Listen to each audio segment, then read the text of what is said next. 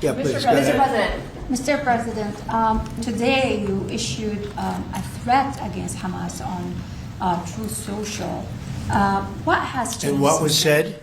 Go ahead. You said if they continue keep killing innocents in Gaza, that if that continues, the United States will I know. go I after issued them. a strong statement. That's right. Well, they used to be gangs, and now you're saying innocents. What made you think they're innocents now? Well, I'm looking at what's happening, and that wasn't the deal that was made, and we'll see what happens. It's calmed down. It's a tough neighborhood. We know that. We have a commitment from them, and I assume they're going to honor that commitment. I hope they do. And I understand they brought back some additional bodies today. It's a rough deal when you think of it, right? Very rough. We have our hostages back completely. We were very lucky with that. But it's a tough situation. They brought back bodies today, as you probably know. But they also said they're going to behave. We're going to find out if they behave. If they behave good, if they don't behave, we'll take care of it. Yeah, please. Following up on that, Mr. President, I already say you. You CNN, said, fake news. Go ahead. You said in your post that if they kept killing people in Gaza, we would have no choice but to go in and kill them. So do you mean U.S. forces would go in and take out Hamas? No, I didn't say who would go in, but somebody will go in. It's not going to be us. We won't have to. There are people very close, very nearby that will go in. They'll do the trick very easily, but under our auspices. Could I follow up? You also posted about your call with President Putin today, and you spoke about meeting in Hungary with him. Do you have a timeline or a date set for when? Yeah, I would say within 2 weeks or so. Pretty quick. Marco Rubio is going to be meeting with his counterpart, as you know, Lavrov, and they'll be meeting pretty soon. They're going to set up a time and a place very shortly. Maybe it's already set up. They've already spoken. And I thought it was a very good phone call. I thought very productive. But I'll be meeting with President Putin, and we'll make a determination. Tomorrow I'm meeting with President Zelensky, and I'll be telling him about the call. I mean, we have a problem. They don't get along too well, those two, and it's sometimes tough to have meetings, so we may do something where we're separate but equal. We'll meet and talk parties, but this is a terrible relationship the two of them have, and it's one of those things. I've seen things that nobody would believe, but this is one of them. So we're going to be meeting in Hungary.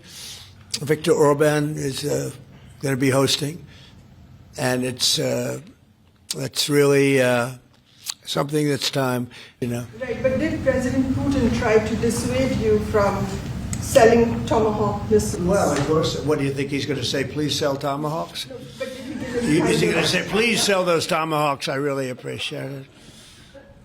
I did actually say, would you mind if I gave a couple of thousand Tomahawks to your opposition? I did say that to him. I said it just that way. He didn't like the idea. He really didn't like the idea. No, I said it that way. You have to be a little bit lighthearted sometimes, but no, he doesn't want Tomahawk is a vicious weapon. It's a vicious, offensive, incredibly destructive weapon. Nobody wants Tomahawks shot at them. Specifically ask you not to provide Tomahawks? So, wouldn't anybody? I mean, it's been in the news. Who wouldn't do that? CNN. Who wouldn't do that? You know? Do you think he's going to say, "I'd love to have Tomahawk sent my way"? I don't think so.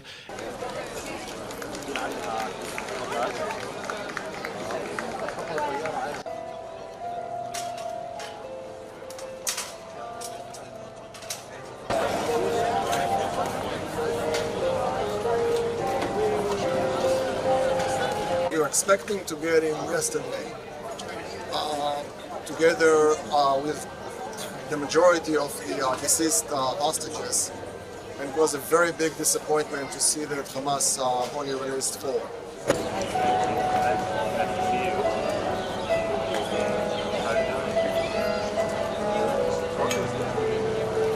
We're expecting everybody, including the Israeli Prime Minister and government, and definitely Donald Trump and the U.S. administration, Steve Witkoff, Jared Kushner, to act swiftly, explaining Hamas this is not acceptable, this is a clear violation of the agreement.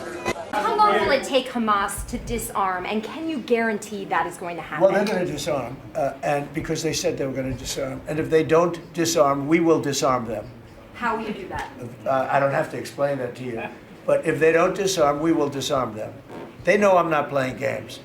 Okay? Now, we did something monumental. We got the hostages back. That was the first thing we had to do. Above all else, get the hostages back.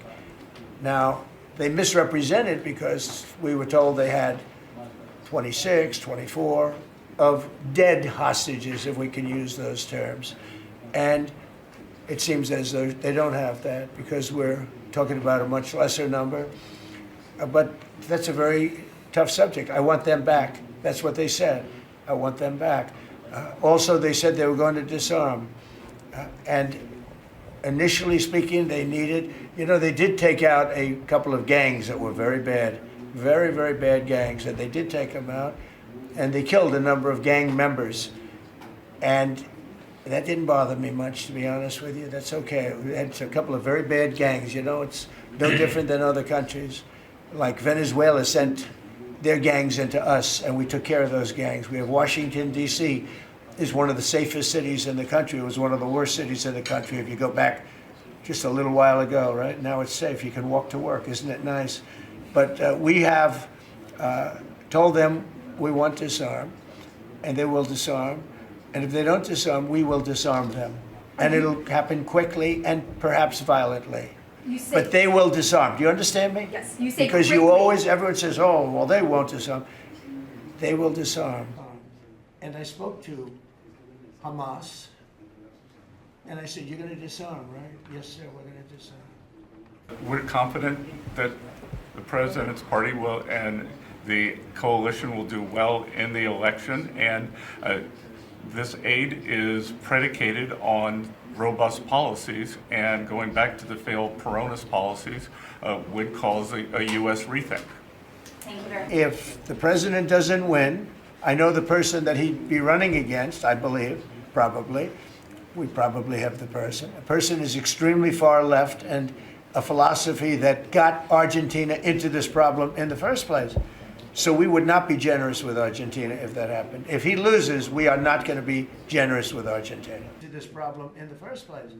So we would not be generous with Argentina if that happened. If he loses, we are not going to be generous with Argentina. Mr. President. So we're going to work very much with the president. We think he's going to win. He should win. And if he does win, we're going to be very helpful. And if he doesn't win, we're not going to waste our time because you have somebody whose philosophy has no chance of making Argentina great again. What's your advice for me?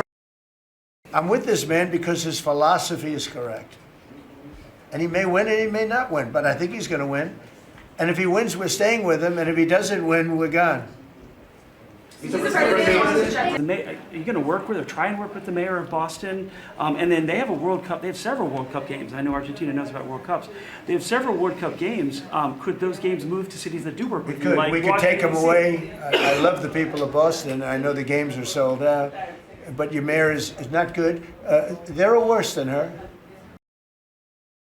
The answer is yes. If somebody is doing a bad job, and if I feel there's unsafe conditions, I would call Johnny, the head of FIFA, who's phenomenal, and I would say, let's move it to another location. And he would do that. He wouldn't love to do it, but he'd do it. Very easily he'd do it. And this is the right time to do it.